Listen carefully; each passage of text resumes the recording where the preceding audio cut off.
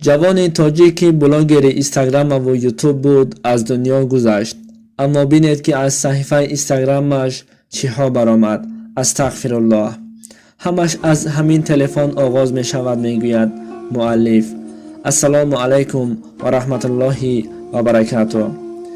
رستم جان از سبب در عائله فرزند تنها بودنش همه این گفته های او مهیا می شد. پدر و مادرش او را ارکه خانه گفته و او چیزی خواهند گرفته می داد. وقتی 16 ساله که شد به این آیفون مدل آخر را در زادروزش تحفه کردند. خلاص رستم از تلفن هیچ وقت جدا نمی شد. وقتی از خواب بیدار می شد تا به خواب رفتنش اینترنت بازی می کرد. تیک تاک، یوتیوب، تلگرام، اینستاگرام و همچنین شبکه های اجتماعی او را از حیات دیده به خود رام کردن گرفته بود.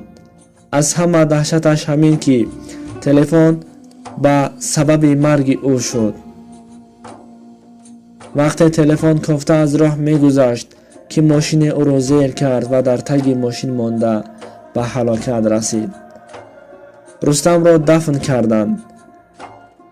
پدر و مادرش از غم و الم و داغ فرزند غمگین بودند. نیمه شب بود که دوستی رستم دویده آمد و گفت: خاله جان، تلفن رستم در کجاست؟ در قلب مادر رستم وهم بیدار شد و چه شده اش را پرسید. دوستش گفت که دینا بعد از دفن کردن رستم به خانه آمده و صحیفه اینستاگرام او در آمده. ویدیوی نو برآمده است از رستم. انا این است، خودتان بینید گفته. پس از دیدن این ویدیو پدر و مادر در جایش شاق شده ماند. ویدیو چنین بود. رستم از پس اکران چنین می گفت: پدر جان و مادر جان، من شما را دوست می دارم، اما افسوس که با شما کم یک جا شدم، کم وقت جدا کردم، دائم تلفن رو بازی می کردم. تلفن عمر من را خورد.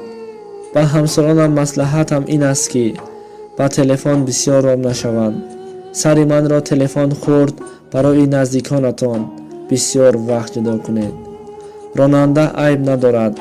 من با تلفن بند شده به راه خودم برآمدم. تلفن و شبکه های اجتماعی همکار شیطان بوده است گفته نوار کرده است.